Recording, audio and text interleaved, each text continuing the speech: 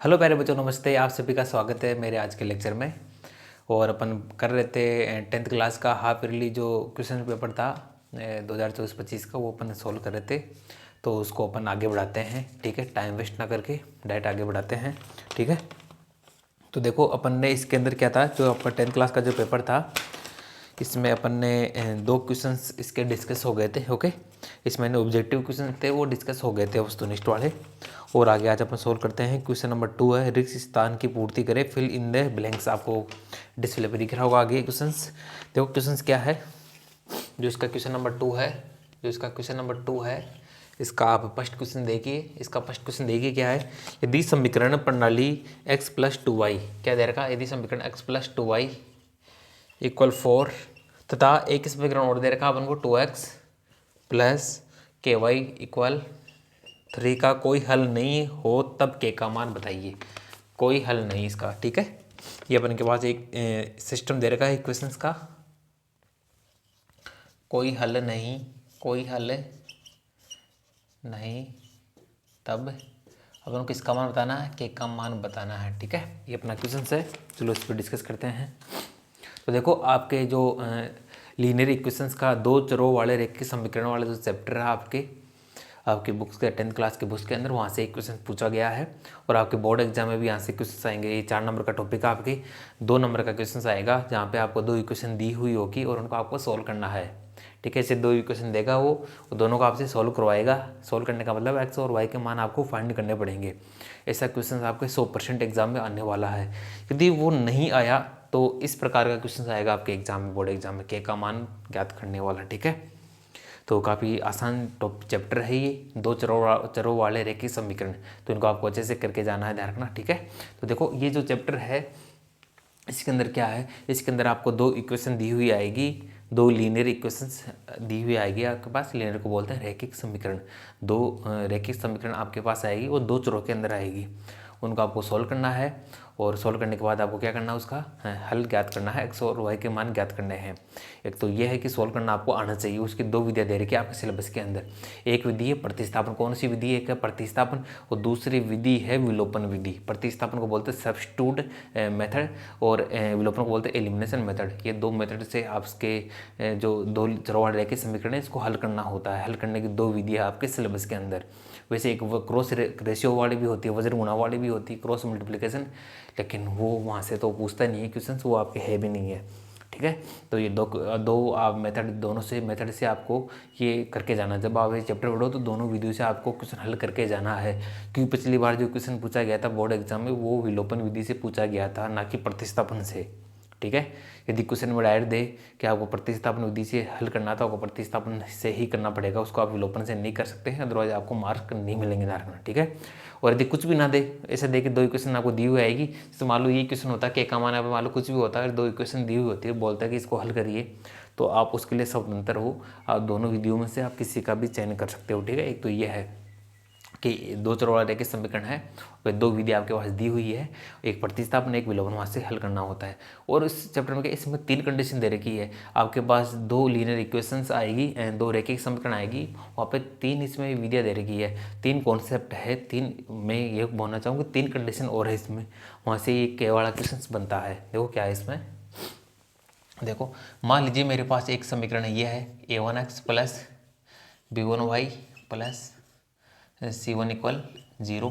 एक इक्वेशन से मेरे पास ये है a2x + b2y + c2, ठीक है। जिस बच्चे ने अभी तक कुछ भी नहीं पढ़ा है, अभी ये तीनों कंडीशन देख लेगा तो भी क्वेश्चन हल हो जाएगा उससे, ठीक है। मैं थोड़ा रिविजन करा देता हूँ। आप देखो ये एक समीकरण है और ये भी एक समीकरण है। इनको मैंने एक और नाम, एक इस समीकरण नाम 1 दे दिया, इसको 2 दे दिए। देखो ये जो समीकरण है इसमें जो अक्ष की जो पावर है वो 1 है, इसमें भी अक्ष y की पावर कितनी 1 है, ठीक है। और यहाँ पे x और y क्या है, यहाँ पे वेरिएबल है, चर है। यहाँ पे x और y क्या है, चर है, ठीक है। और 2 चर हो गए, इसलिए इसको बोलते हैं जो 2 चरों वाली समीकरण। वो रेखिक का मतलब इसकी पावर क्या है, 1 है, ठीक है। जब चरों की पावर्स 1 होती है तो उनको अपन रेखिक चर बोलते हैं, इसलिए रेखिक चरों के अंदर क्या है, एक समीकरण है, ठीक है। और यहाँ पे a1 b1 और c1 क्या है, यहाँ पे कांस्टेंट है, इनको अपन कांस्टेंट बोलते हैं, अचर बोलते हैं। कौन, a1 b1 और c1 क्या है, यहाँ पे कांस्टेंट है, ठीक है। और इस वाली जो टर्म होती है ये वाली, इसको तो अलग से भी नाम देते हैं, किसको अपन बोलते हैं, अचर पद बोलते हैं। इसको क्या बोलते हैं, कांस्टेंट टर्म। इसको बोलते हैं अचर पद। क्या बोलते हैं, अचर पद। ठीक है, ये हो गए इनके नाम। ठीक है, A1 B1 C1 क्या हो गए, अचर, और x और y क्या हो गए, वेरिएबल। ठीक है, और इसी इक्वेशन भी इसी प्रकार से है, A2 B2 C2 अचर है, x और y क्या है, वेरिएबल है, चर है। वेरिएबल को बोलते हैं हिंदी में चर। ठीक है, और यहाँ पे ये वाली जो C2 क्या हो गया, यहाँ पे अचर पद हो गया। ठीक है, तो इस प्रकार से दो इक्वेशन दी हुई आएगी आपके इक्वेशन में। क्या करता है वो, A1 B1 और C1 की जगह कुछ ना कुछ वैल्यूज देता है, A2 B2 और C2 का कुछ ना कुछ वैल्यूज देता है, फिर 3 कंडीशन वो बना के देता है। देखो इस प्रकार से यहाँ पे देखना, x है, x का कोफिशिएंट गुणा क्या, 1 है, तो यहाँ पे इसने A1 की जगह कितना दे दिया, 1 दे दिया। इसमें देखो B1 की जगह क्या दे दिया, इसमें 2 दे दिया, और C1 की जगह क्या दे दिया इसने, इस C1 का मान इधर आएगा तो ये -4 होगा, इधर आते 4 हो जाएगा, तो यहाँ पे 4 दे दिया है, C1 का मान -4। ठीक है, वैसे आप 4 भी देख सकते हो। यहाँ पे देखो A2 का मान क्या दिया, यहाँ पे 2 दिया है, यहाँ पे B2 को मान क्या दे दिया इसने, K दे दिया है, और यहाँ पे जो C2 का मान है वो क्या दे दिया, 3, या इसको -3 बोल सकते हो, क्योंकि 3 को इधर लेके जाएंगे क्या बनेगा, -3। ठीक है, इस प्रकार से A1 B1 C1 के मान चेंज कर करके आपको देगा, आपको हल करना है। ठीक है, तो जो A1 है इसको बोलते हैं x का गुणांक, B1 को बोलते हैं y का गुणांक, और ये है अचर पद। ठीक है, यदि A2 है x का गुणांक है समीकरण नंबर 2 में, और B2 है y का गुणांक, और C2 क्या अचर पद है समीकरण नंबर 2 का। ठीक है, इस प्रकार से इनको रीड करते हैं। तो देखो इसमें 3 कंडीशन होती है, और एक चीज़ ध्यान रखना चैप्टर में खास क्या बात है, जो भी ये क्या है अपने पास, एक बार मैं लिख देता हूँ, ये जो है अपने पास क्या है, ये रैखिक समीकरण है। ठीक है, ये रैखिक समीकरण है, रैखिक समीकरण है, क्या है सर, रैखिक समीकरण है ये। ठीक है, वैसे तो रैखिक मैंने बता दिया है कि चर की पावर 1 है, समीकरण क्यों कि बराबर में 0 दे रखा है, और कितने चर इसमें 2 है, तो 2 चरों वाली रैखिक समीकरण है ये। ओके, ये क्या है, 2 चरों वाली, 2 चरों की क्या है, 2 चरों की रैखिक समीकरण है ये। ठीक है, और ध्यान रखना 2 चरों वाली रैखिक समीकरण होती है, ये एक लाइन को दर्शाती है, एक रेखा को क्या करती है, प्रदर्शित करती है। क्या करती है, एक रेखा को बनाती है। ठीक है, मैं कहूँ 2 चरों वाले जो रेखिक समीकरण होती है ये एक रेखा को दर्शाती है, यानी ये एक रेखा का समीकरण है। किसका समीकरण है, ये एक रेखा का समीकरण है, मान के चलिए, आप मान के चलिए है ही रेखा का समीकरण। ठीक है, तो 2 चरों वाले जो रेखिक समीकरण होती है वो एक रेखा का समीकरण होती है। क्या होती है सर, रेखा का समीकरण होती है, यानी एक रेखा होती है, एक लाइन होती है। आपको पता है लाइन ऐसे बनती है, देखो एक लाइन है ये, हाँ सर ये लाइन है, इस प्रकार से बनती है ना लाइन, चौड़ाई रहित लंबाई, जिसकी चौड़ाई भी कुछ नहीं होती, लंबाई होती है, उसको क्या बोलते हैं, रेखा बोलते हैं। देखो ये भी एक रेखा है, क्या सर है। ठीक है, ये अपने अभी 3 कंडीशन में बता रहा हूँ जो आपके इस पार्ट के अंदर है, इस चैप्टर के अंदर है। ठीक है, आपको 3 कंडीशन, वो तीनों कंडीशन अच्छे से बता देता हूँ एक बार आपको।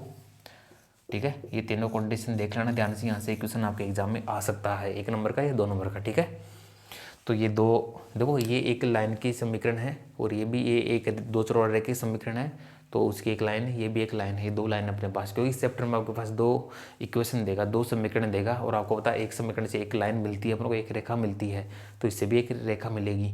तो मान लिया वो दोनों रेखाएं ऐसी है। ठीक है, एक बार तो सुन लो, धीरे धीरे सारी चीज़ें समझ में आएगी। ठीक है, तो हो सकता है वो दोनों रेखा है एक ही डायरेक्शन में जा रही हो, एक ही दिशा में जा रही हो, और उनके जब बीच का गैप हो हमेशा क्या हो, समान हो। तो ऐसा भी हो सकता है, या ऐसा हो सकता है कि एक रेखा तो ऐसे जा रही हो सर, ठीक है, और दूसरी रेखा इस प्रकार से जा रही हो। ठीक है, ऐसा भी हो सकता है, या ऐसा हो सकता है कि एक रेखा तो इस प्रकार से जा रही हो, ठीक है, और हो सकता है जो दूसरी रेखा है वो इसके ऊपर से जा रही हो, यानी दोनों की डायरेक्शन एक ही हो, इस प्रकार से दोनों रेखा इस प्रकार से हो। ठीक है, ऐसी 3 कंडीशन बन सकती है। ठीक है, ये एक जो 2 रेखिक समीकरण आएंगे तो उसकी एक लाइन बनेगी, उसकी भी 2 समीकरण आएंगे तो दोनों की 2 लाइन बनेगी। तो ये 3 कंडीशन हो सकती है तीनों की लाइन बनने की। कहाँ पे, जब कार्तीय निर्देशांक के ऊपर आप लाइन ड्रॉ करोगे तो ये 3 कंडीशन हो सकती है लाइन की। ठीक है, ठीक है, इसमें देखो पहली बात क्या है, ये जो दोनों रेखा हैं ये क्या कभी एक दूसरे को ये काट सकती है क्या, ये क्या दोनों को इंटरसेक्ट कर सकती है, कभी एक दूसरे को प्रतिच्छेद कर सकती है? आपका जवाब रहेगा नहीं कर सकती, वो तो दिख ही रहा होगा आपको, क्योंकि ये डायरेक्शन ये है, इसकी भी डायरेक्शन, दोनों की डायरेक्शन सेम है, बस डिस्टेंस है, थोड़ी गैप है इनके बीच में, और समान गैप है, प्रत्येक बिंदु के बीच में क्या आएगा, इनके समान गैप आएगा। ठीक है, तो 2 लाइन्स है, और ये दोनों क्या है, इन लाइन को कुछ बोलते हैं, नाम इनका, जब लाइन इस प्रकार से होती है इनको बोलते हैं समांतर लाइन। क्या बोलते हैं, समांतर रेखाएं। क्या बोलते हैं, समांतर रेखाएं। क्या बोलते हैं इनको, समांतर रेखाएं। ठीक है, ये समांतर रेखाएं हैं। ठीक है, अब आगे चलते हैं इस पर। समांतर को इंग्लिश में बोलते हैं पैरेलल लाइन। क्या बोलते हैं, पैरेलल लाइन। हो गए, अब जो ये लाइन है देखो, ये लाइन एक दूसरे को इंटरसेक्ट करी, प्रतिच्छेद करी इस पॉइंट पे, ठीक है। ये एक ए पॉइंट मान लेते हैं, इसको बोलते हैं प्रतिच्छेद वाला बिंदु। कौन सा बिंदु? प्रतिच्छेद वाला बिंदु, ठीक है, प्रतिच्छेद बिंदु, ठीक है। ये प्रतिच्छेद बिंदु इसको बोलते हैं। और इस दोनों लाइन से इसको बोलते हैं प्रतिच्छेदी रेखाएं बोलते हैं। इनको क्या बोलते हैं? इनको प्रतिच्छेदी रेखाएं बोलते हैं। क्या बोलते हैं इनको? प्रतिच्छेदी रेखाएं, ठीक है, प्रतिच्छेदी रेखाएं। दोनों रेखाएं किस प्रकार की है सर? प्रतिच्छेदी है, ठीक है। अब आगे चलते हैं। देखो एक लाइन के ऊपर दूसरी लाइन पड़ी है इसमें तो, ठीक है, यानी दोनों लाइन्स की डायरेक्शन एक ही है। एक लाइन के ऊपर ही दूसरी लाइन स्थित है, दोनों की डायरेक्शन एक है। इस लाइन को बोलते हैं संपाती रेखाएं। क्या बोलते हैं? जिनका पाथ समान हो, जिनकी डायरेक्शन समान हो, उन्हें बोलते हैं संपाती रेखाएं। इनको क्या बोलेंगे अपन? संपाती रेखाएं। क्या बोलेंगे प्यारे बच्चों? संपाती रेखाएं, ठीक है। इनको बोलते हैं संपत्ति रेखाएं। तो तीन प्रकार की कंडीशन होगी। इनको बोलते हैं समांतर रेखाएं, ये होगी प्रतिच्छेदी रेखाएं, ये होगी संपत्ति रेखाएं। इनको बोलते हैं कोइंसिडेंट लाइंस, इनको बोलते हैं इंटरसेक्ट लाइन, इनको बोलते हैं पैरेलल लाइन, ठीक है। ये तीन कंडीशन आपकी होती है और तीन कंडीशन आपके सिलेबस में दे भी रखी है, ठीक है। अब इसका सेकेंड दो पॉइंट देखते हैं। तो मेरे को आप एक चीज़ बताइए आप कि दोनों लाइन इस प्रकार से जा रही है। देखो अपन इस चैप्टर में बात कर रहे हैं इसके सॉल्यूशंस की, हल की। दो रेखाओं के सॉल्यूशंस की बात कर रहे हैं। दो समीकरणों का मतलब दो रेखाएं, तो अपन दो समीकरणों के हल की बात कर रहे हैं। जैसे सपोज कीजिए कि मेरे पास एक समीकरण की लाइन ये बनी है और दूसरे समीकरण की लाइन मेरे पास ये बनी है, ठीक है। तो इन दोनों का हल क्या होगा? कौन सा बिंदु इन दोनों का हल होगा, ठीक है। इन इसके अंदर देखो एक्स और वाई वेरिएबल आ रहे हैं, चर आ रहे हैं। तो एक्स हल करने का मतलब है यहाँ पे एक्स और वाई का मान ज्ञात करना, यानी एक्स और वाई के मान क्या होंगे, क्या रहे, ताकि वो हल बन जाए। तो देखो हल क्या होगा आपको पता होगा या नहीं पता तो सुन लीजिए आप। हल वो होगा जो इन दोनों लाइनों पे एक साथ आएगा, एक साथ दोनों को संतुष्ट कर दे। तो यहाँ वाला जो पॉइंट है ये इस लाइन, इसको नाम देता हूँ L1 लाइन, L1 लाइन पे भी स्थित है। और ये जो पॉइंट है L2 लाइन पे भी क्या स्थित है, ठीक है। ये जो पॉइंट है यहाँ पे इस पॉइंट को मान लेते हैं A पॉइंट मान लेते हैं। इसके कोऑर्डिनेट अपन एक्स वाई मान कर चलते हैं अभी तो, कि x1 और y1 इसके कोई ना कोई कोऑर्डिनेट होंगे, निर्देशांक होंगे। यानी मैं बात कर रहा हूँ इसके सॉल्यूशन की। इसका सॉल्यूशन क्या हुआ? वो बिंदु होगा जो दोनों लाइनों पे क्या होगा, एक साथ स्थित होगा, वही तो दोनों को एक साथ संतुष्ट करेगा, ठीक है। तो उसको बोलते हैं हल। आप ये बताइए इसका मतलब है कौन सा बिंदु इन दोनों लाइन पे आएगा? जब ये दोनों एक दूसरे को प्रतिच्छेद करेगी या एक लाइन दूसरी लाइन के ऊपर ही आ जाए, तो उस कंडीशन में क्या हो सकता है कि वो बिंदु दोनों लाइन पे आ सकता है। अब मेरे को बताइए इस ये दोनों लाइन पैरेलल है, दोनों समांतर है, क्या एक दूसरे को काटेगी कभी? एक दूसरे को सर इकट्ठी नहीं करेगी। जब एक दूसरे को प्रतिच्छेद नहीं करेगी, क्या इन दोनों का सोल्यूशन आ सकता है? जवाब है इनका कोई सोल्यूशन नहीं आएगा, ठीक है। तो कोई हल नहीं, इनका क्या नहीं मिलेगा इस कंडीशन में? कोई हल नहीं, कोई हल नहीं। और जब कोई भी हल नहीं मिलता है, इसको इंग्लिश में बोलते हैं नो सॉल्यूशंस, ठीक है।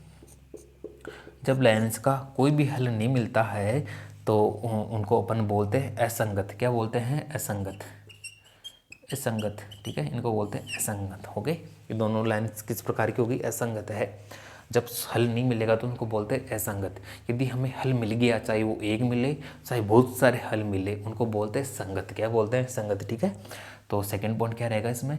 ये दोनों लाइन्स है, यहाँ पे देखो एक बिंदु पे कट कर रही है, एक दो, यदि दोनों लाइन्स प्रतिच्छेद कर रही है तो एक पॉइंट पे ही प्रतिच्छेद कर रही है, तो इसका एक हल होगा। इस कंडीशन में क्या होगा? इसका एक हल होगा, जिसको बोलते हैं अद्वितीय हल। क्या बोलते हैं? अद्वितीय हल बोलते हैं, या यूनिक सॉल्यूशंस बोलते हैं, या केवल एक हल बोलते हैं। अद्वितीय हल हो गए या ओनली केवल एक हल, ठीक है। इंग्लिश में बोलते हैं यूनिक सॉल्यूशंस, ठीक है। और यदि मैंने कहा इसका अद्वितीय हल आएगा, अद्वितीय का मतलब होता है इसका एक ही हल आएगा, केवल एक हल, ना दो ना तीन, ओनली एक हल आएगा, ठीक है। और एक हल आ गया, हल आ गया तो मतलब ये क्या है? संगत है। क्या है? इस कंडीशन में क्या बनेगा? संगत बनेगा। क्या बनेगा? संगत। इस कंडीशन में आप आइए, यदि इन दोनों लाइन्स एक दूसरे के ऊपर ही पड़ी है, एक दूसरे के ऊपर स्थित है, ये हमें कहूँ कि दोनों की डायरेक्शन एक ही है। इस कंडीशन में देखिए ये वाला पॉइंट भी दोनों लाइन्स पे हैं, ये बिंदु भी दोनों लाइन्स पे हैं, ये बिंदु भी दोनों रेखाओं पे हैं, और ये भी ऐसे। तो इस पर और आपको पता होगा कि एक लाइन पे इन्फिनिट अनंत बिंदु होते हैं।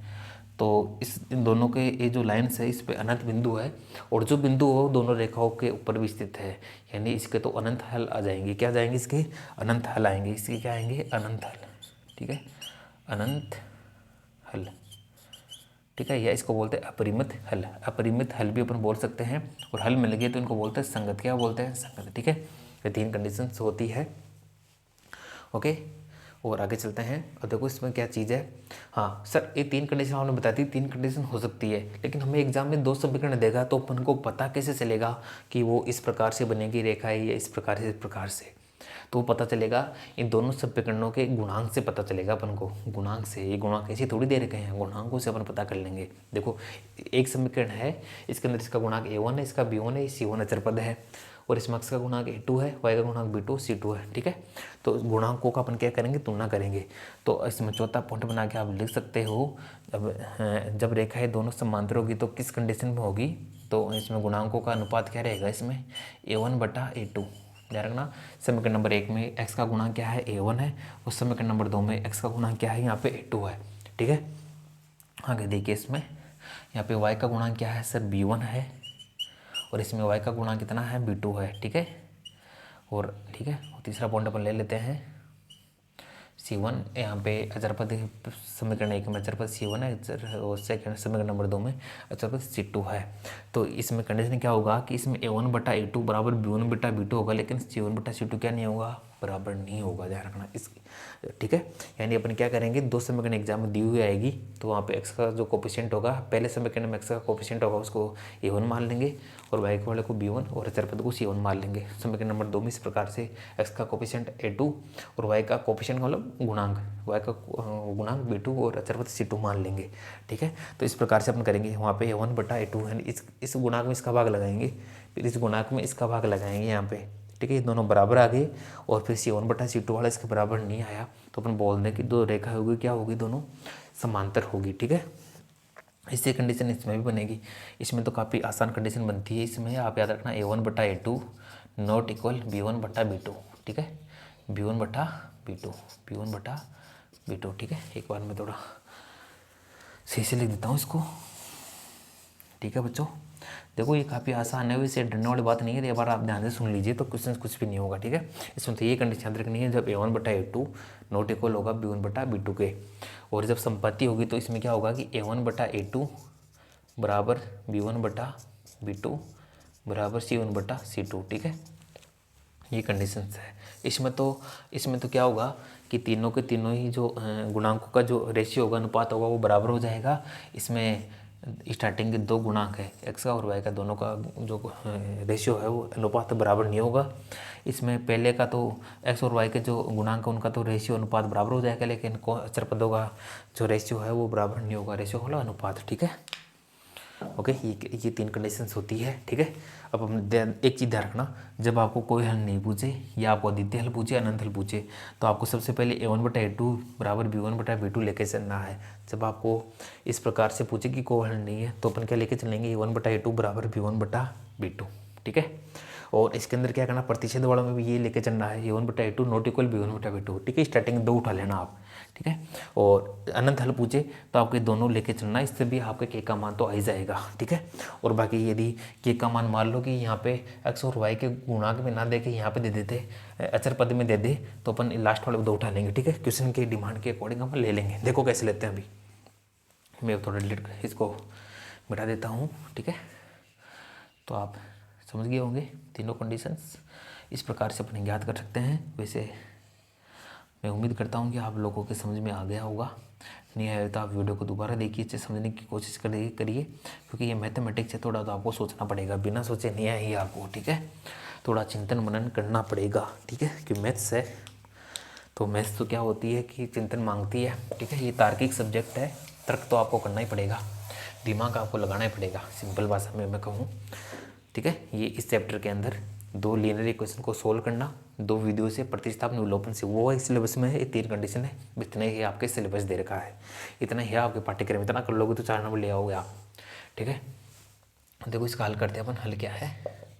ठीक है, हल के अंदर अपन को क्या दे रखा है, अपन लिख देंगे क्या क्या दिया हो, अपन को जो दिया है वो लिख देंगे। सबसे पहले दिया क्या क्या है, दी हुई समीकरण क्या अपने पास, x प्लस 2y बराबर क्या है 4 है, और 2x प्लस का ky बराबर क्या है 3 है। ठीक है, ये दे रखा है। क्या पूछा है? कोई हल नहीं, तब के का मान अपन को फाइंड करना है। कोई हल नहीं, ठीक, कोई हल नहीं तो आपके दिमाग में आना चाहिए कोई हल कब नहीं होता, जब दोनों रेखाएं समांतर होती है तब कोई हल नहीं मिलता, यानी ये कंडीशन आपके माइंड में आनी चाहिए, ठीक है। तो यहाँ पे अपन क्या कर लेंगे, यहाँ बताइए, इसको समीकरण नंबर 1 नाम दे देते हैं, इसको 2 नाम दे देते हैं, ठीक है। समीकरण नंबर 1 में जो x का गुणांक होता है वो क्या होता है a1 का मान कितना है, यहाँ पे 1 है, और यहाँ पे b1 का मान कितना है, यहाँ पे सर 2 है, सॉरी यहाँ पे मेरे को b1 लिखना है, गलती से मैंने 2 लिख दिया है, ठीक है। तो यहाँ पे b1 का मान क्या होगा, 2 हो जाएगा, और यहाँ पे कांस्टेंट टर्म क्या होगा, c होगा, क्या होगा, c1 होगा, ठीक है। यहाँ पे कोमा है, ठीक है, ये कोमा है पहले बच्चों, ये कोमा लगा देता हूँ। c1 का मान देखो, अब आप 4 को आप इधर ला के -4 मान सकते हो c1 का मान, या इधर 4 है तो आप 4 भी मान सकते हो, तो इधर में भी जो बराबर है उसको अपन c2 मानना पड़ेगा। यदि इसको इधर ला के आप c1 मान रहे हो तो इसको इधर ला के c2 मानना पड़ेगा आपको, ठीक है। दोनों एक ही तरफ होने चाहिए जब आप मान रहे होंगे a1 a2 और फिर c1। अब मेरे को बताइए a2 का मान क्या है सर, x का कोफिशिएंट 2 है, ठीक है, और b2 का मान क्या है यहाँ पे सर k है, ठीक है, और यहाँ पे c2 का मान क्या है, 3 है, c2 का मान क्या है यहाँ पे 3 है, ओके, c2 का मान क्या है यहाँ पे 3 है, ठीक है। अब देखो मेरे को इसमें ये कंडीशन दे रखी है, अब मेरे को मैं ये वाली कंडीशन लूँ या ये वाली लूँ, मेरे को कैसे पता चलेगा। देखो यहाँ पे जो k का मान आ रहा है वो b2 में आ रहा है, b2 नहीं वेरिएबल वाला आ रहा है, y का कोफिशिएंट वाले में आ रहा है। तो जब y वाले में आए, जब x वाले के अंदर के आए मल्टीपल में, तो अपन को x के जो गुणांक है और जो y के गुणांक है वो वाला पेयर उठा लेंगे, वो वाला युग्म, तो अपन ये वाला स्टार्टिंग के 2 ले लेंगे, ठीक है। और वैसे आप याद भी कर लीजिए, लगभग आपके जो क्वेश्चन आएगा वो इसमें स्टार्टिंग के 2 आप उठा लेना, वहाँ से सोल्व हो जाएगा, ठीक है। इन दोनों को आपको लेना है, थोड़ा आप याद कर लीजिए इसको, ठीक है। वैसे ये y के जो गुणांक में आ रहा है कि, इसलिए y वाला होता है b वाला, तो b दूसरे नंबर को पहले नंबर के मैंने ले लिया मैंने, यदि ये k का मान नहीं आता तो मैं दोनों को ले लेता है, ठीक है। तो इस प्रकार से आपको थोड़ा सोचना है, बाकी आप स्टार्टिंग में 2 ले लेना, एग्जाम में क्वेश्चन हो जाएगा, क्योंकि वो k का मान या तो x वाले में देगा या y वाले के अंदर देगा, कांस्टेंट के अंदर k का मान दे। अभी तक तो ऐसा क्वेश्चन नहीं आया है, लगभग संभावना कम रहती है, संभावना की x और y वाले में वो देगा, ठीक है। अभी तक कुछ भी नहीं समझा है तो आप ये याद कर लो कि a1/a2 बराबर b1/b2, तो ये कंडीशन तो होनी पड़ेगी, समांतर होने के लिए ये दोनों भी तो बराबर होना पड़ेगा ना, तो अपन ये वाले कंडीशन ले लेते हैं, ठीक है। तो आप लिख देंगे कोई हल नहीं के लिए, कोई हल नहीं, इसको इन्वर्टेड कोमा में कर देंगे, कोई हल नहीं के लिए क्या होगा कि a1/a2 बराबर b1/b2, ये होती है कंडीशन, ये होती है ना कंडीशन, a1/a2 बराबर b1/b2। अपन चाहे तो ये भी ले सकते हैं, ठीक है, लेकिन अपन को ये ले लेना, इससे आंसर आ जाएगा। अभी उस पर डिस्कस करेंगे क्योंकि वो लेने पे क्या होगा, वैसे मैं वो भी ले लेता हूँ, नॉट इक्वल c1/c2, ठीक है, डेप्थ में कर लेते हैं इसको, ठीक है। लेकिन काफ़ी बच्चे डर जाएंगे कि सर आप तो बहुत ज़्यादा करा रहे हो, ठीक है, ऐसा नहीं है, ज़्यादा करोगे तो इजी वाले क्वेश्चन हो जाएंगे। तो a1 का मान क्या है, यहाँ पे 1 है, 1 रख दिया, a2 का मान क्या है, 2 है, 2 रख दिया, बराबर b1 का मान क्या है, 2 है, और यहाँ पे b2 का मान क्या है, k है, ठीक है। नॉट इक्वल का साइन ऐसे कैसे, c1 का मान कितना है, 4 है, और c2 का मान क्या है, c3 कैसे लिख दिया यहाँ पे, जो कितना भी ध्यान दो माइनर मिस्टेक हो ही जाती है, प्रिंटिंग मिस्टेक, ठीक है। तो c2 का मान क्या है, यहाँ पे 3 है, c2 का मान कितना है यहाँ पे सर 3 है, तो अपन लेंगे स्टार्टिंग के दोनों से लेंगे अपन, ठीक है। तो क्या बनेगा ये 1/2 बराबर 2/k, ठीक है, 1/2 बराबर 2/k, ठीक है। थोड़ा मैं इसको यहाँ पे हल कर लेते हैं आगे यहाँ पे, ठीक है। तो यहाँ पे देखो k को मैंने इधर भेजा, क्रॉस रेशियो करा रहा हूँ, इसको इससे गुणा कराया, 1 गुणा k बराबर का साइन ऐसे कैसे, और 2 को ऐसे अपन क्रॉस गुणा कराएंगे, 2 को किससे गुणा कराएंगे, 2 से, तो 2 गुणा 2, तो k का मान कितना आ गया, 4 आ गया, ठीक है, k का मान कितना आ गया, 4 आ गया। इस क्वेश्चन का आंसर तो आ गया 4, ठीक है। लेकिन अब कुछ बच्चों को होगा कि सर ये दोनों ले ले तो, ठीक है, तो इस पर अपन करते हैं। चलिए मैं ऊपर थोड़ा समझा देता हूँ इसको। देखो मैं ले रहा हूँ 2/k नॉट इक्वल, ये बराबर नहीं होना चाहिए किसके, 4/3 के, ठीक है।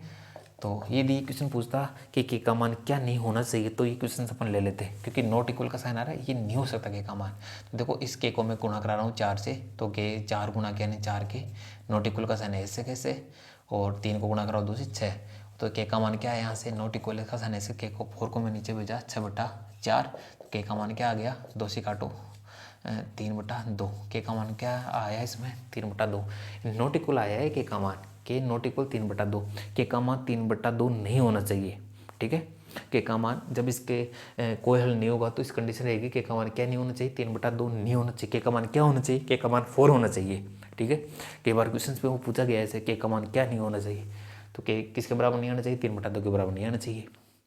लेकिन क्वेश्चन पूछा के का मान क्या होना चाहिए, 4 होना चाहिए। वैसे के का मान मैंने 4 ले लिया सपोज करो, तो 4 ले लिया तो 4 क्या 3/2 है क्या, नहीं है, तो ऑप्शन ऑटोमेटिकली सेटिस्फाइड हो गया कि के का मान मैंने 4 ले लिया। इसका मतलब के का मान में 3/2 नहीं ले रहा ना, मैंने 4 ले लिया, तो ये कंडीशन में ऑटोमेटिक संतुष्ट हो गई।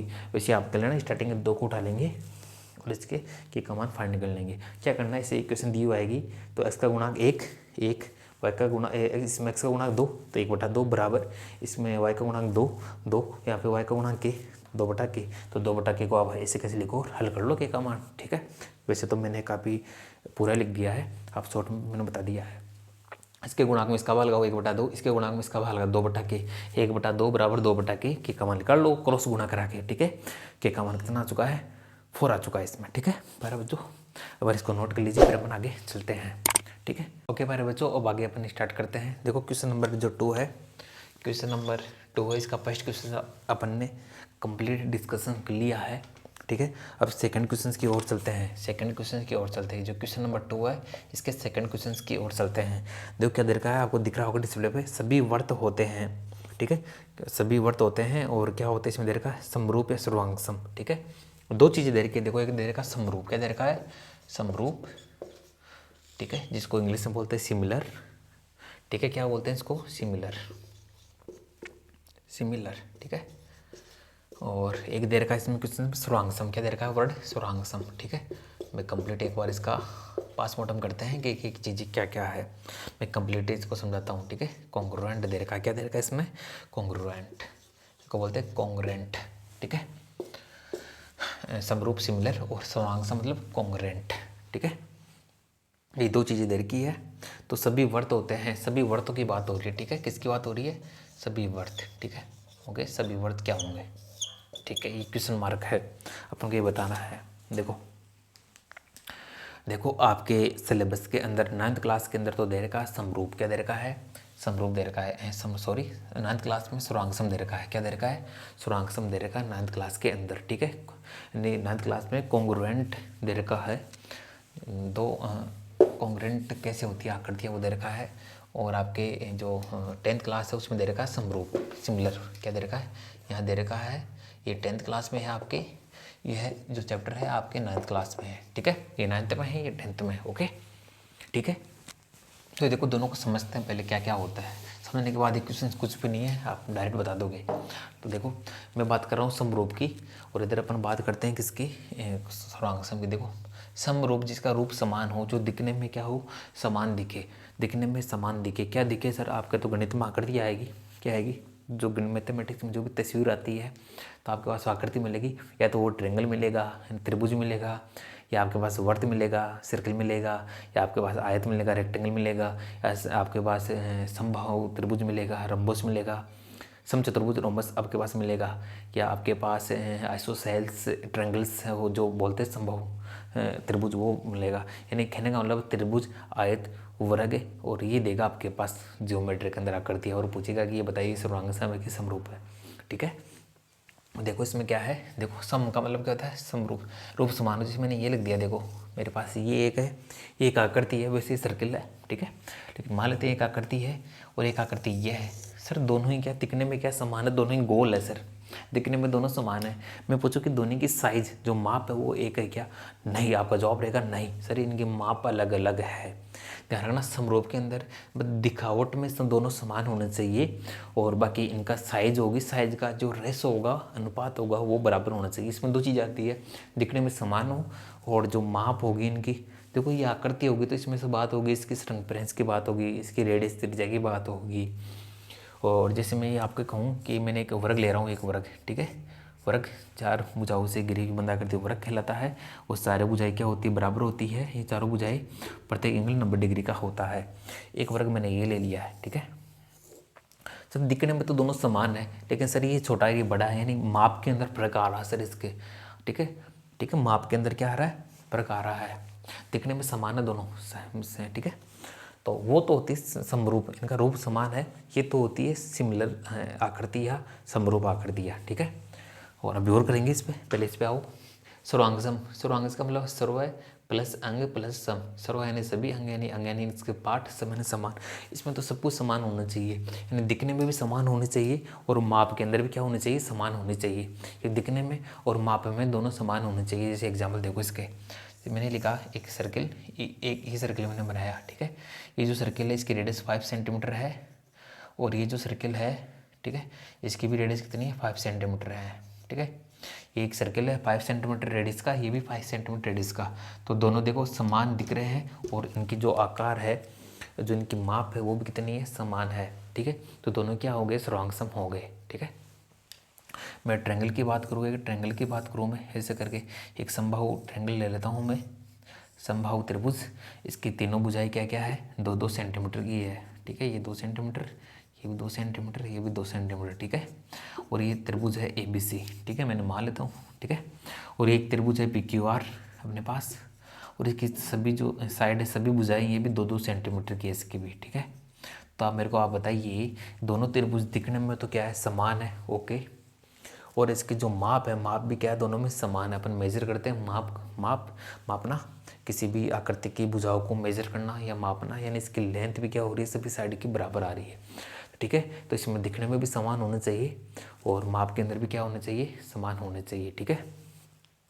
यानी आकार, दिखने में आकार समान है, आकार और माप दोनों चीज़ें इसमें समान आएगी, वो तो होंगे सर्वांग सम। और जिनके अंदर दिखने में समान है लेकिन आकार छोटा बड़ा हो सकता है, वो हो जाएंगे समरूप। क्या हो जाएंगे, समरूप।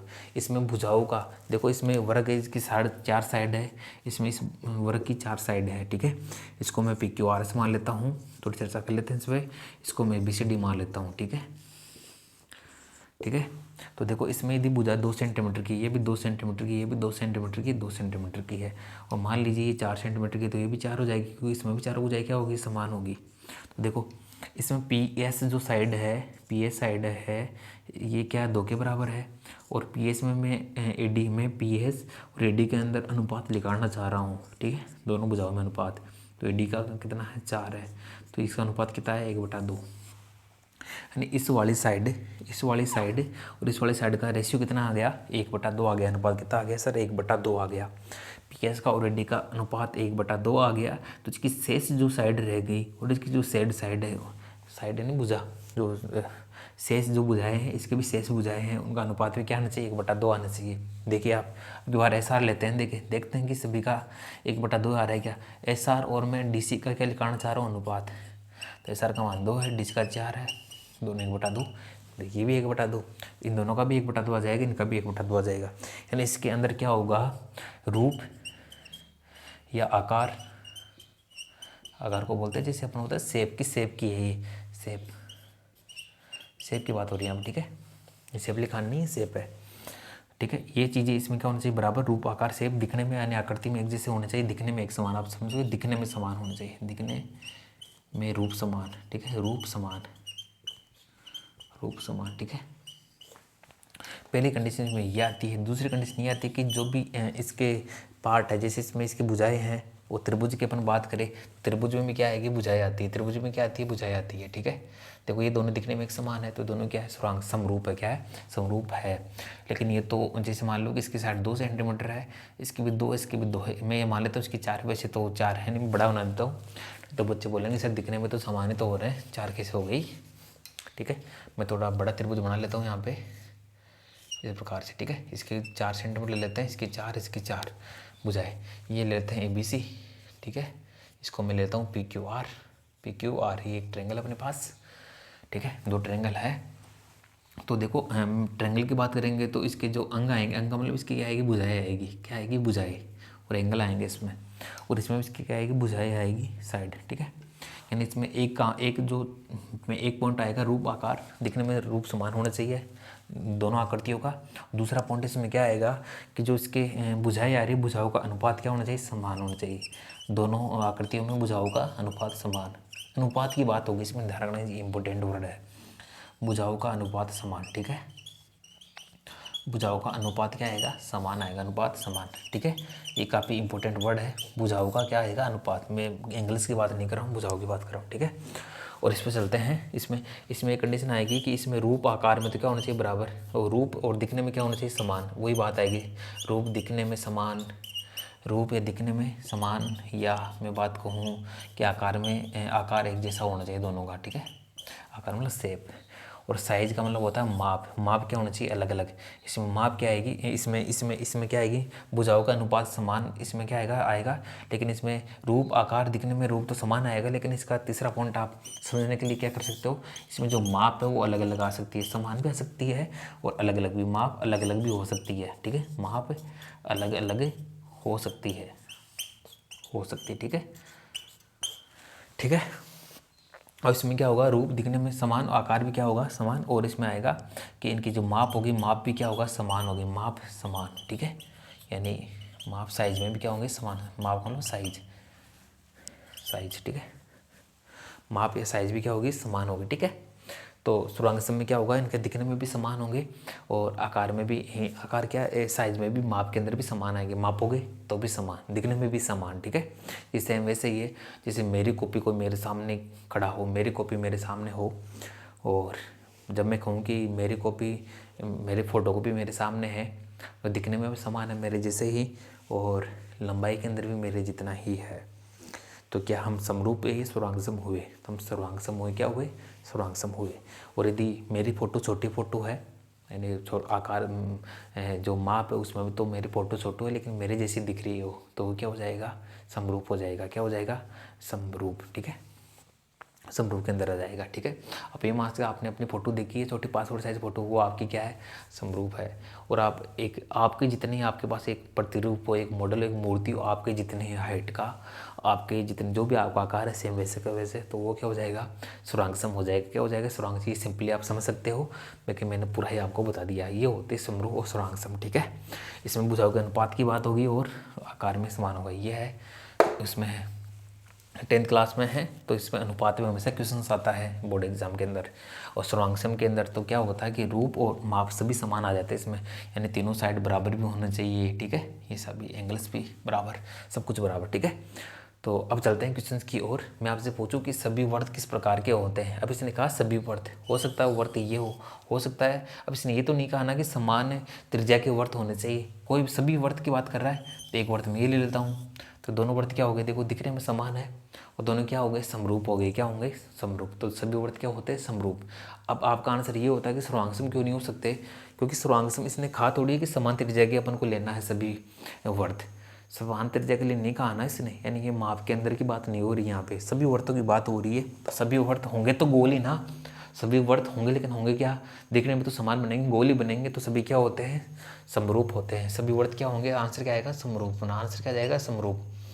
अब मैं आपसे कहूँ और क्वेश्चन डालूँ कि सभी वर्ग किस प्रकार के होंगे, बताइए। सभी वर्ग भी क्या होंगे, समरूप, क्योंकि दिखने में तो क्या होंगे, समान ही आएंगे। आप दिखने में तो देखो दोनों क्या है, समान। मैं आपसे कहूँ सभी समबाहु त्रिभुज की बात कर लेते हैं। सभी समबाहु त्रिभुज, समबाहु त्रिभुज भी क्या होंगे, समरूप होंगे। क्या होंगे, समरूप। सभी समबाहु त्रिभुज, देखो एक त्रिभुज है जिसकी तीनों भुजाएं समान है, तो एक त्रिभुज और ले लेता हूँ मैं इससे बड़ा, ये भी क्या है, समबाहु है। तो सभी समबाहु त्रिभुज समरूप होते हैं, सभी वर्ग भी, सभी वर्त भी क्या होते हैं, समरूप होते हैं। अब एक क्वेश्चन मैं आपसे कहूँ, क्या मेरे को बताइए, आपसे क्वेश्चन एग्जाम में ऐसा है कि बताइए आप, क्या सभी समरूप आकृतियाँ सर्वांगसम होती है क्या सभी सर्वांगसम आकृतियाँ समरूप होती है क्या? दोनों में कौन सा स्टेटमेंट ठीक है? यदि कोई सर्वांगसम है तो वो समरूप ही होगा क्या, ये कहना ठीक है, या समरूप होने पे वो सर्वांगसम होगा, ये कहना ठीक है? बताइए आप, ठीक है। देखो कंडीशन किसमें ज़्यादा लग रही है, इसमें ज़्यादा कंडीशन लग रही है। देखो इसमें क्या होगा कि इसमें दिखने में भी समान होना चाहिए और माप के अंदर भी समान होना चाहिए। इसमें देखो, इसमें दिखने में समान की बात हो रही है, बाकी भुजाओं का अनुपात तो बराबर आना चाहिए, और वो तो आएगा ही आएगा। दिखने में एक समान है तो वो तो अनुपात ऑटोमेटिक बराबर आना ही है, ठीक है। यदि अनुपात बराबर नहीं आएगा तो वो दिखने में भी समान नहीं होंगे, ठीक है। तो देखो अब मेरे को आप बताइए कि यदि मेरे पास ये दो सर्किल है, मैं दोनों की बात करता हूँ आपसे, ये दोनों समरूप है क्या, ये सर्वांगसम भी है क्या? आपका जवाब होगा सर सर्वांगसम तो नहीं है। इसका मतलब समरूप से सर्वांगसम की ओर नहीं जा पा रहे अभी। अब आते हैं सर्वांगसम की ओर। मैं कहूँ कि ये दोनों सर्किल क्या सर्वांगसम है क्या? आपका आंसर रहेगा सर सर्वांगसम तो है ही। मैं ये पूछूँ दोनों समरूप है क्या? अब आपका दिमाग क्या है कि दिखने में समान होना चाहिए, दिखने में दोनों समान हो रहे हैं। मैंने क्या कहा कि इनकी माप हो सकता है समान हो या इन दोनों का अनुपात बराबर हो, ठीक है। यदि दोनों की इनकी माप समान है तो इनका अनुपात भी बराबर ही आएगा, कि अनुपात समान होने की बात हो रही है। देखो इन दोनों की रेडियस का अनुपात निकालते हैं एक बार। इसमें 5 रेडियस है, इसमें 5 है, तो अनुपात कितना है, 1 आया। ठीक है, चलो रेडियस में तो इसकी रेडियस से बात कर ली अपन ने। अब मैं इन दोनों की बात कर लेता हूँ। देखो इसमें ए बी जो भुजा है इसकी लंबाई 2 है, इसमें पी क्यू जो भुजा है इसकी लंबाई 2 है, तो अनुपात कितना आया, 1 आ गया अनुपात। अब इन दोनों भुजाओं की जो अनुपात आएगा, इस पर भी 2, ये भी 2, तो अनुपात 1। इन दोनों भुजाओं का अनुपात भी कितना आ गया, 1। जब बराबर है दोनों ही तो अनुपात 1 आएगा, और 1 तो सभी का ही आ रहा है, यानी अनुपात ऑटोमेटिक बराबर हो रहा है। यानी मैं ये बोलना चाह रहा हूँ सर्वांग सम के अंदर अनुपात हमेशा 1 आएगा आकृतियों का, और अनुपात बराबर वाली बात ऑटोमेटिक इसमें सिद्ध हो रही है। यानी जो सर्वांग सम आकृतियाँ होती है वो समरूप भी होती है। ये कहना ठीक है, ये कहना गलत है। ठीक है, ये ठीक है, ये कहना गलत है। थोड़ा सोचना इस पर, मैंने बता दिया है। ठीक है, तो ये वाला क्वेश्चन हुआ अपना कंप्लीट। अब आगे अपन चलते हैं। ठीक है, आगे नेक्स्ट क्वेश्चन की ओर अपन चलते हैं। अब देख लीजिए आप इसको। ओके प्यारे बच्चों, अब अपन आगे बढ़ते हैं, नेक्स्ट क्वेश्चन देखते हैं। ठीक है, देखो काफ़ी डेप्थ के अंदर देख रहे हैं अपन काफ़ी, क्योंकि आप यदि ये वीडियो देखते हो सॉल्यूशंस का, तो आपके क्या फ़र्क पड़ेगा इससे आपका कंप्लीट रिवीजन भी आपके हो रहा है। हर चैप्टर के जो भी मेन चीज़ें आ रही है वो मैं डीपली आपको समझा रहा हूँ। यदि कोई बच्चा ये वीडियो देखेगा, फिर बोर्ड एग्जाम में बैठेगा या अर्धवार्षिक परीक्षा में बैठेगा, तो अच्छा स्कोर करके आएगा। इस चीज़ का ध्यान रखना, क्योंकि इसमें प्रत्येक जो चैप्टर है उसका रिवीजन भी इसमें हो रहा है। अपन काफ़ी डीपली इसको कर रहे हैं। ठीक है, तो डीपली में थोड़ा टाइम तो लगेगा ही। चलो नेक्स्ट क्वेश्चन की ओर बढ़ते हैं। क्वेश्चन नंबर 2 का अपन देखते हैं। तीसरा क्वेश्चन देखते हैं। देखो क्या क्वेश्चन बन रहा है। तीसरा क्वेश्चन दिख रहा होगा आपको। एक स्पर्श रेखा वर्त को बिंदु या बिंदु पर प्रतिच्छेद करती है। ठीक है, एक स्पर्श रेखा वर्त को कितने बिंदुओं पर प्रतिच्छेद करती है। देखो वैसे मैं कहूँ कि ये क्वेश्चन जो लिखा गया है ये थोड़ा इसने, क्योंकि एक स्पर्श रेखा होती है वर्त को कभी प्रतिच्छेद नहीं करती है, वो एक बिंदु पर टच करती है। आपको समझिए इस बात को इससे। तो कोई सर्किल अपने पास, और मेरे को इस सर्कल एक रेखा बनाएंगे, ऐसी रेखा बनाएंगे जो इस सर्कल को क्या कर रही है, यहाँ पर टच करते हुए जा रही है। एक लाइन है अपने पास, इस लाइन को मैं बोलता हूँ तो पी क्यू। ठीक है, ये अपने पास एक सर्किल है जिसका सेंटर सी है। तो ये एक सर्किल है और एक इसकी स्पर्श रेखा है, इसको बोलते हैं स्पर्श रेखा। क्या बोलते हैं, स्पर्श रेखा, जिसको बोलते हैं टेंजेंट लाइन। ठीक है, इंग्लिश में स्पर्श रेखा बोलते हैं। तो इसको नाम बोला गया स्पर्श। तो यानी ये टच करते हुए निकलेगी, और कितने पॉइंट पे टच करेगी सर, एक पॉइंट पे। इसको बोलते हैं स्पर्श बिंदु बोलते हैं। क्या बोलते हैं इसको, स्पर्श बिंदु बोलते हैं। ठीक है, तो यानी स्पर्श रेखा इसको कितने पॉइंटों पे क्या कर रही है, टच कर रही है, एक पॉइंट पे इसको स्पर्श कर रही है। इसको बोलते हैं स्पर्श रेखा, जो वर्त को एक पॉइंट पे स्पर्श करते हुए निकल जाए। मैं बात करूँ ये वाली रेखा क्या है। देखो ये जो रेखा है ये वर्त को यहाँ पे एक पॉइंट ए ले लेते हैं, यहाँ पे ए तो ले लिया है, यहाँ पे अपन इसको पी पॉइंट मान लेते हैं, इसको क्यू ले लेते हैं। ठीक है, ये अपने पास एक सर्किल है, यहाँ पे रेखा 2 पॉइंट ले रहे हैं मैंने, पी और क्यू। ठीक है, एक मिनट, पी और क्यू 2 पॉइंट ले लिया अपन ने, ये पी है और वो क्यू है। तो ठीक है, अब मैं कहूँ कि ये जो पी क्यू जो लाइन है इसको मैं एल नाम देता हूँ। एल नाम क्या, इसको अपन कंप्लीट नाम दे देते हैं, एम एन मान लेते हैं इसको। वैसे एल भी नाम दे सकते हैं, लेकिन अपन एम एन मान लेते हैं, क्योंकि आपके बुक में इसी प्रकार से मान के दे रखा है। हायर एजुकेशन में इसको एल एम एन से भी मान लेते हैं। ठीक है, तो एक एम एल लाइन है, इस वर्त से होकर गुजर रही है, यानी वर्त को क्या कर रही है, प्रतिच्छेद कर रही है। ये वर्त के अंदर से ये रेखा जा रही है, यानी इसको 2 पॉइंटों पे क्या कर रही है, टच कर रही है। तो इस पॉइंट पे और एक इस पॉइंट पे, जो इसको वो इस लाइन को बोलते हैं प्रतिच्छेद रेखा। क्या बोलते हैं, प्रतिच्छेद रेखा। सॉरी एक मिनट, इस लाइन को बोलते हैं प्रतिच्छेद रेखा। क्या बोलते हैं इसको, प्रतिच्छेद रेखा। प्रतिच्छेद इंटरसेक्ट लाइन बोलते हैं, जो वर्त को कितने पॉइंटों पे कर रही है, 2 पॉइंटों पे क्या कर रही है, टच कर रही है। ये मैं कहूँ वर्त के ये अंदर से होके जा रही है, इसका नाम भी है प्रतिच्छेद। ये वर्त के अंदर छेद करते हुए क्या कर रही है, पास हो रही है। तो ये गुजरती है 2 पॉइंट से वर्त के, और स्पर्श रेखा कहाँ से गुजरती है, 1 पॉइंट से। तो स्पर्श रेखा कभी प्रतिच्छेद करती है क्या, करती नहीं है। तो ये क्वेश्चन देखे जाए तो लैंग्वेज के अकॉर्डिंग, हाँ वो ये बोलना चाह रहा होगा स्पर्श रेखा वर्त को कितने बिंदुओं पे स्पर्श करती है, तो 1 बिंदु पे करती है। ठीक है, लेकिन क्वेश्चन मिसप्रिंट हो गया, कोई दिक्कत नहीं है। बाकी अपन एग्जामिनर का सम्मान करते हैं और क्वेश्चन का आंसर देने का प्रयास करते हैं। एक स्पर्श रेखा वर्त को कितने बिंदुओं पर प्रतिच्छेद करती है अपन मान लेते हैं। एक नार्गन स्पर्श रेखा बिंदु को कितने बिंदु पर टच करी, एक बिंदु पे कर रही है। तो इसका आंसर क्या आ जाएगा, एक बिंदु पे क्या करती है, स्पर्श करती है। ये कहना ज़्यादा सही रहेगा ये कहने से कि एक बिंदु पे प्रतिच्छेद करती है। तो एक बिंदु पे क्या कर रही है, स्पर्श कर रही है। इसका आंसर ये आएगा। ठीक है, अपन बढ़ते हैं नेक्स्ट क्वेश्चन की ओर। देखो नेक्स्ट क्वेश्चन क्या है आपका, चौथा क्वेश्चन क्या दे रखा है आपके, फोर्थ क्वेश्चन है कि 7 सेंटीमीटर त्रिज्या वाले वर्त का क्षेत्रफल ज्ञात कीजिए। ठीक है, ये भी सर्कल से पूछा गया है। एक अपने एक सर्कल है और ये सर्कल कितने सेंटीमीटर रेडियस का, ये सेंटर सी है, इसकी रेडियस कितनी सेंटीमीटर दे रखी है, इसकी रेडियस 7 सेंटीमीटर दे रखी है। ठीक है, और ये सर्कल है। ओके, तो इसका क्या फाइंड करना, अपन को क्षेत्रफल फाइंड करना है, वर्त का क्षेत्रफल फाइंड करना है, वर्त का क्षेत्रफल। देखो वर्त के अंदर 3-4 फॉर्मूला है, वही तो आपको याद करने है कि इसका परिधि का फॉर्मूला 2πr, वर्त का व्यास 2 गुना त्रिज्या यानी व्यास एंड डी, डायमीटर बोलते हैं व्यास को, डी से डिनोट करते हैं। 3 फॉर्मूले आते हैं इसमें। एक होता है इसका क्षेत्रफल πr², एक होती है इसकी परिधि 2πr सर्कमफ्रेंस, ये एरिया हो गया, एक होता है डायमीटर जिसको व्यास बोलते हैं, डी बराबर 2r। ये 3 तो फॉर्मूले आते हैं वर्त के अंदर, है क्या। और वहाँ से 1-2 क्वेश्चन पूछ लेता है देखो आपसे। ठीक है, तो वर्त का क्षेत्रफल होता है πr²। कितना होता है πr², पाई का मान अपन जैसे 22/7 एग्जैक्ट नहीं होता, इसका मान लगभग बराबर होता है, लेकिन अपन मान के चलते हैं सुविधा के अकॉर्डिंग 22/7 है, क्योंकि आपके 9th-10th लेवल पे 22/7 मान के ही करना होता है हल। और यहाँ पे आर का मान कितना दे रखा है, 7 सेंटीमीटर क्वेश्चन में। तो आर की जगह क्या रख देंगे, 7 सेंटीमीटर, तो 7 का स्क्वायर। तो देखो 22/7 गुणा में 7 का स्क्वायर होना 7 गुणा 7, 7 से 7 कट गया सर, 22 को 7 से मल्टीप्लाई कराएंगे 144, और इकाई क्या है इसकी, सेंटीमीटर यूनिट है, तो सेंटीमीटर स्क्वायर। तो इसका आंसर क्या आ गया अपने पास, 144 सेंटीमीटर स्क्वायर, 144 सेंटीमीटर स्क्वायर। ठीक है, इसका आंसर ये आ चुका है। नेक्स्ट क्वेश्चन देखते हैं, आर त्रिज्या। देखो नेक्स्ट क्वेश्चन देख लेते हैं, यहाँ पे बता देता हूँ नेक्स्ट क्वेश्चन 5वां क्वेश्चन है सेकंड का। तो क्या दे रखा है कि आर त्रिज्या कितनी दे रखी है, अपन को आर माननी है। वैसे त्रिज्या को अपन आर ही मान के चलते हैं, लेकिन इसने बोल भी दिया है। और ऊंचाई कितनी दे रखा है, एच। वैसे ऊंचाई को अपन हाइट ही मानते हैं, एच मानते हैं, एच।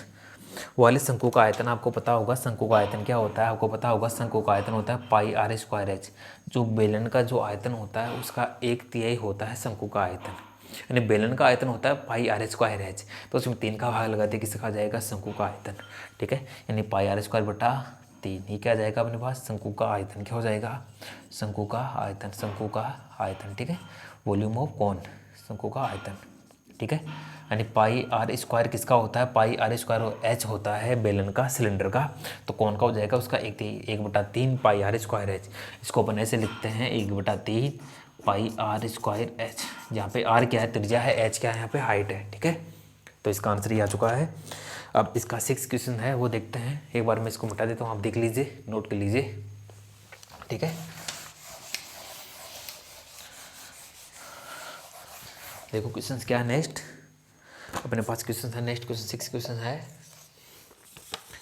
नेक्स्ट क्वेश्चन, यदि पी ए बराबर कितना दे रखा है, 1/2 है, तो अपन को पी ए बार बताना, पी ए बार किसके बराबर होगा। ठीक है, ये प्रोबेबिलिटी प्रायिकता से पूछा गया क्वेश्चन है, प्रोबेबिलिटी प्रायिकता वहाँ से पूछा गया क्वेश्चन है, इसको आपने नोट कर लिया होगा। एक बार मिटा देता हूँ मैं।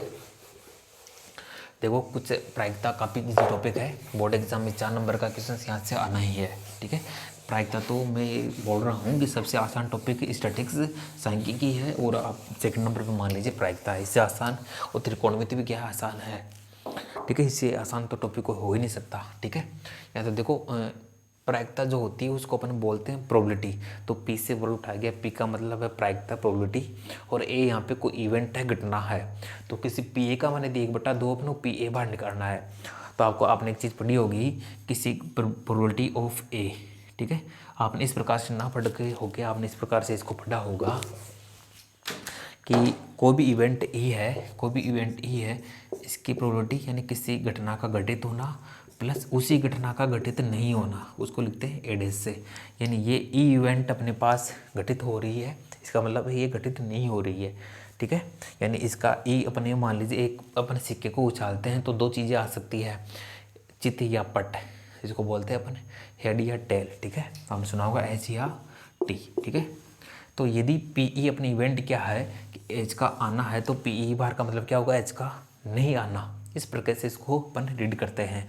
और P E plus P E bar का सम कितना होता है, 1 होता है। आपने ये फॉर्मूला पढ़ रखा होगा, काफ़ी स्टैंडर्ड फॉर्मूला है, आपको याद होना चाहिए। ठीक है, एक ये वाला फॉर्मूला आपको याद होना चाहिए और एक ये वाला पी ई बार, पी जो ई होगा किसी भी इवेंट की प्रोबेबिलिटी या तो किससे बड़ी होगी, 0 से बड़ी होगी या किससे छोटी होगी, 1 से। यानी प्रोबेबिलिटी हमेशा किस किस के बीच में होगी, 0 और 1 के बीच में। प्रोबेबिलिटी का मान किस किस के बीच में होगा, 0 और 1 के बीच में होगा। इसको समझिए, देखो इसको बोलते हैं प्रायिकता की परास रेंज। प्रायिकता का परिसर या परास। प्रायिकता का मान हमेशा 0 से बड़ा हो सकता है या 1 से छोटा, 1 भी हो सकता है और 0 भी, ठीक है। यदि प्रायिकता का मान 0 है तो उसको बोलते हैं असंभव घटना, वो कभी घटित ही नहीं हो सकती। और यदि प्रायिकता का मान 1 है मतलब उसको बोलते हैं संभव घटना, ठीक है। उस घटना का तो घटित होना निश्चित ही है, ठीक है। इस प्रकार से रीड किया जाता है। वैसे प्रायिकता जब पढ़ाऊंगा मैं तो कंप्लीट को डिस्कस करेंगे। अभी इतना देख लीजिए कि ये तो होगी प्रायिकता की परास। ये किसका फॉर्मूला है, परास का फॉर्मूला। किसका, परास का। कई बार पूछा जाता है प्रायिकता का मान किस संख्या से बराबर या बड़ा होता है, 0, किस संख्या से छोटा या बराबर होता है, 1 से। इस प्रकार से क्वेश्चन पूछा गया है। पहले आपको ये बड़ा फॉर्मूला, किसी घटना घटित होना प्लस उसी घटना का घटित नहीं होना का मान सम कितना होगा, 1 होगा, ठीक है। इस पे लौट के आते हैं। यहाँ पे घटना की ई के जगह क्या दे रखा है, ए दे रखा है, तो इसका मतलब किसी ए इवेंट का घटित होना, ठीक है। और पी ए बार यानी उसका घटित नहीं होना का सम कितना आएगा, 1 आएगा। और पी ए का मान कितना दे रखा है, 1/2 दे रखा है। तो प्लस पी ए बार बराबर 1। मैंने पी ए का मान कितना रख दिया, 1/2। 1/2 को उठा के लेके जाएंगे क्योंकि अपन को ये वाला फाइंड करना है। तो पी ए बाहर क्या हो गया, 1 - 1/2। तो पी ए बाहर बराबर क्या आ जाएगा, 1 में से आधा गया, आपको पता है 1 में से आधा गया तो आधा बचता नहीं, 1/2, ठीक है। 1 में से हाफ गया तो 1/2 ही बचेगा। यानी पी ए का कितना आ गया, 1/2। आप सिंपली क्या करोगे, इसका क्वेश्चन बोर्ड एग्जाम में काफ़ी बार पूछा गया क्वेश्चन है। देखो हाफ ईयरली में जो क्वेश्चन पूछे गए बोर्ड एग्जाम में वैसे क्वेश्चन आते हैं। ये क्वेश्चन बोर्ड एग्जाम में पूछा गया क्वेश्चन है और हाफ ईयरली में पूछा गया क्वेश्चन है। देखो यहाँ पे आपको पी ए दिया हो होना, आपको पी ए बाहर ज्ञात करना हो तो इसको 1 में घटा दो डायरेक्ट। इसको क्या कर देना, 1 में से घटा देना, ठीक है, ठीक है। इस प्रकार से इसको नोट करते हैं, हल करते हैं, ठीक है। ये वाले क्वेश्चन देख लीजिए। अपन बढ़ते हैं नेक्स्ट क्वेश्चन की ओर। नेक्स्ट क्वेश्चन क्या है, अपने सेकंड क्वेश्चन कंप्लीट हो चुका है, जिसको अपन रेगिस्तान वाले क्वेश्चन कंप्लीट हो चुके हैं। अब हम पढ़ेंगे तीसरा क्वेश्चन, अति लघुरात्मक प्रश्न, वेरी शॉर्ट आंसर टाइप के क्वेश्चन जो 1 नंबर के आते हैं, छोटे क्वेश्चन आते हैं। और बोर्ड एग्जाम में ये वाले क्वेश्चन काफ़ी मोस्ट हो जाते हैं कि बोर्ड एग्जाम में 1 नंबर के छोटे क्वेश्चन आएंगे, ठीक है। ये वाला पार्ट होता है कंप्लीट। और नेक्स्ट पार्ट में पढ़ेंगे अति लघुरात्मक वाले प्रश्न, ठीक है। देखो बच्चों, जो मैं ये सॉल्यूशंस करा रहा हूँ ये मैं आपका सब सारे जो फैक्टर है उसको ध्यान में रख के करा रहा हूँ। जो बच्चा पहली बार पढ़ रहा होगा उसके लिए भी आसान हो जाए, जो बच्चा पहले पढ़ रखा होगा तो उसके लिए और अच्छी प्रैक्टिस हो जाएगी। और ये हाफ ईयरली एग्जाम में तो चलो इतना ज़्यादा नहीं है, बोर्ड एग्जाम के लिए आपके काफ़ी ज़्यादा यूजफुल है। आपको इनको प्रैक्टिस के तौर पर भी देख सकते हो, ठीक है मेरे बच्चों। Okay, keep watching.